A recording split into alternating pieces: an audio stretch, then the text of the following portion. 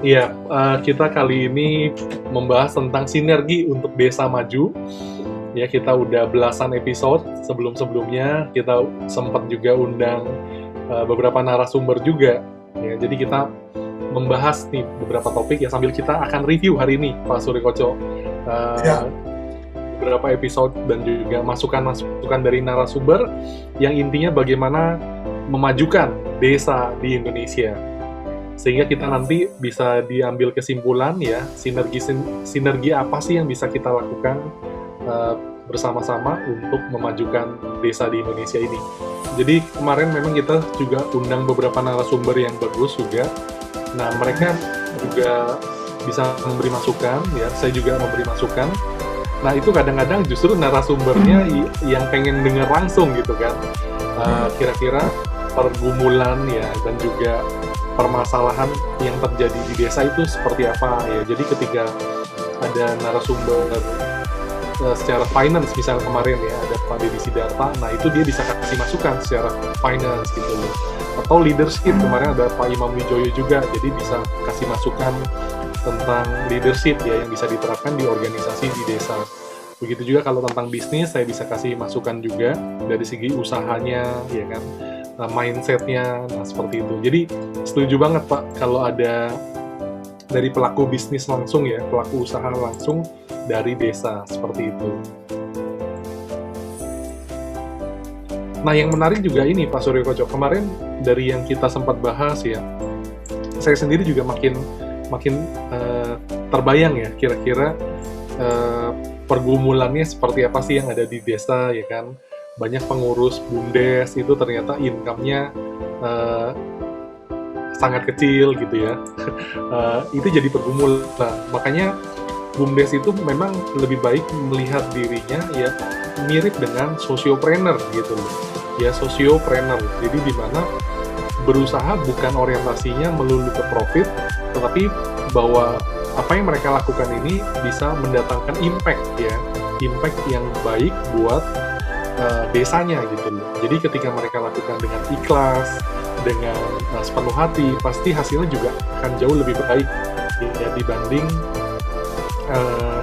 karena terpaksa gitu kan, atau sambil, waduh, oke sih saya lakukan, tapi sebenarnya ini hasilnya buat saya pribadi ini kecil banget gitu kan, jadi gas penuh hati. Nah itu saya lihat banyak tentang mindset nih Pak Suryo Koco. Ya banyak tentang mindset yang memang bisa jadi titik awal pembenahan di BUMDes ya.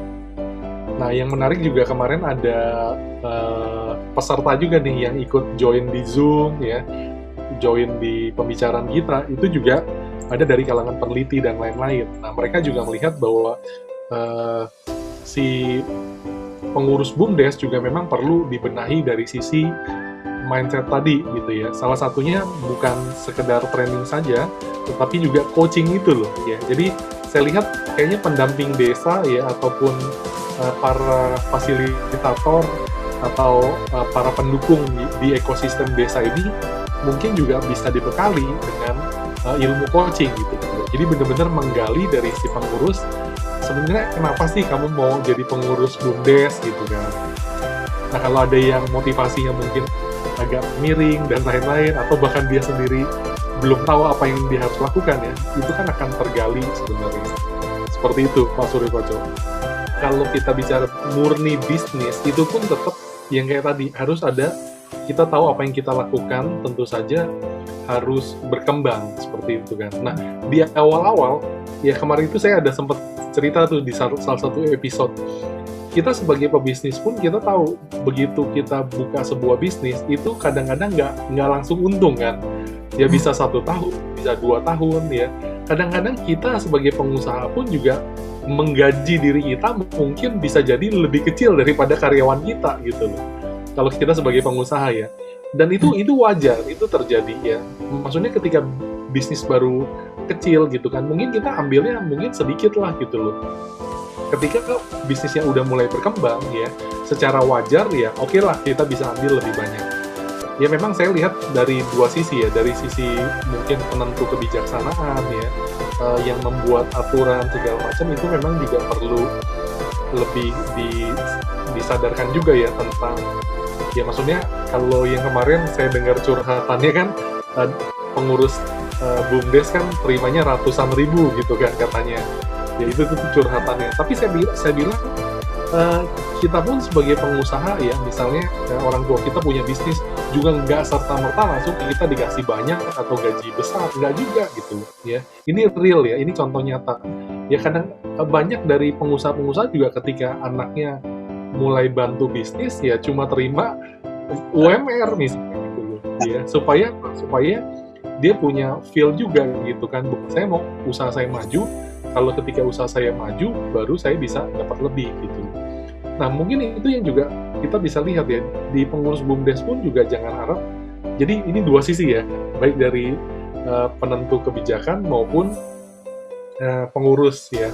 Dari pengurus juga harus sadar juga kita harus ngembangin bisnis ini, ya kan, harus punya plan ya.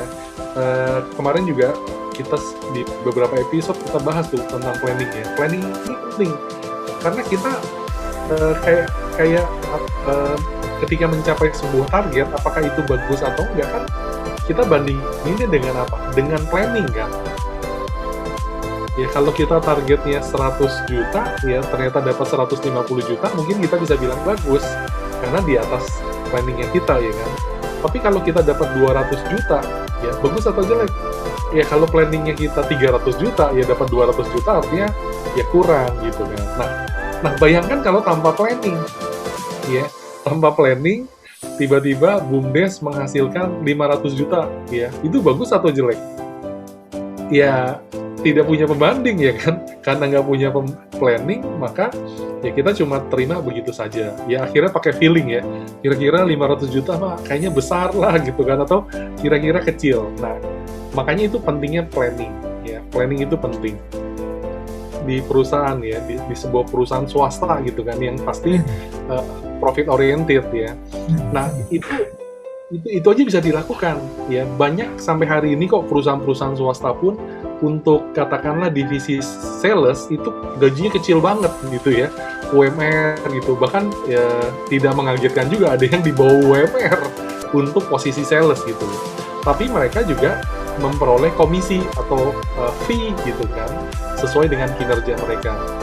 Nah mungkin di BUMDes juga ya bisa dilakukan hal yang mirip ya, mungkin dari tunjangan kecil gitu, tetapi mungkin bisa dicadangkan ya, fee juga ya, katakanlah bagi yang menjual ya, ataupun ada bonus, itu semua kan bisa dilakukan ya ketika kita bikin yang namanya business plan ya, kemudian diturunkan dalam marketing plan ya.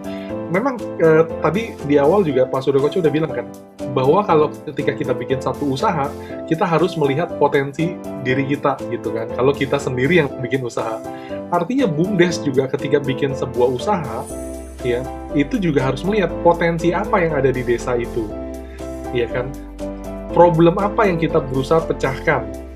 Ya contohnya misalnya kalau bikin usaha kuliner, mungkin kita mau memecahkan masalah ya tentang bikin makanan sehat ya, ataupun dengan harga terjangkau ya, atau mungkin mau melestarikan kuliner Nusantara, khas daerah tersebut dan lain-lain ya. Apapun itu kan kita harus lihat ke dalam ya, kita lihat problem apa yang kita mau pecahkan, kemudian kita lihat dengan potensi desa kita ya, apa sih yang kita bisa lakukan dalam memecahkan masalah tersebut ya.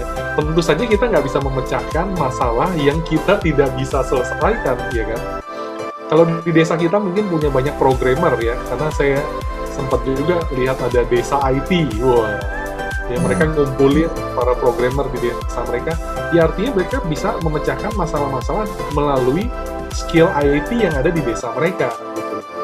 Ya kalau mungkin ada di desa kita ada para pengrajin kayu ya, ataupun handicraft gitu kan dan lain-lain, ya itu kita punya skill itu ya, tapi kita lihat apakah itu memecahkan masalah ya, apakah ini sesuatu kebutuhan ya, apakah ini punya marketnya ya, yang bisa dijual gitu kan, dibantu selesaikan masalahnya, yaitu kita mulai dari situ gitu.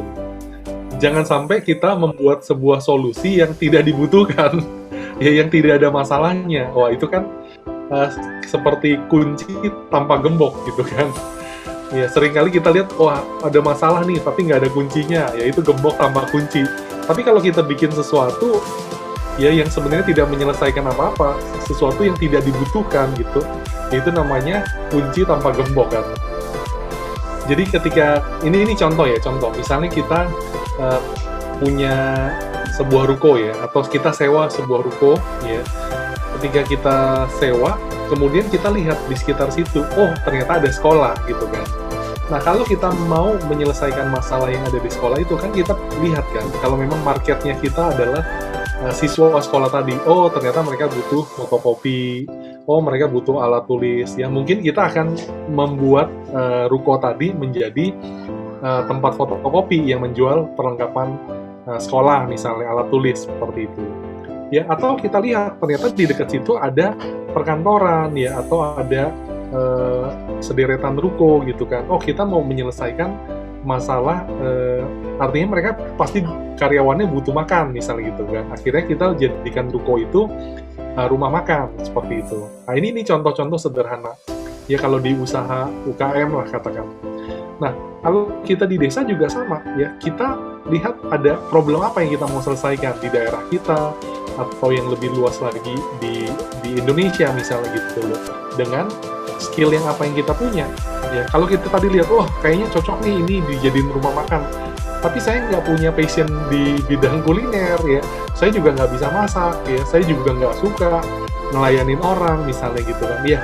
Artinya jangan buka restoran ya, walaupun ada potensi ya, ada kebutuhan dan juga ada masalah di situ, tapi saya nggak bisa pecahkan. Jadi perlu dua hal Bapak Ibu ya, harus jelas problemnya apa ya, dan juga kita memang punya skill dan juga passion untuk menyelesaikan masalah tersebut gitu. Kalau nggak, mungkin artinya ini problem yang akan diselesaikan atau diberikan solusinya oleh orang lain ya.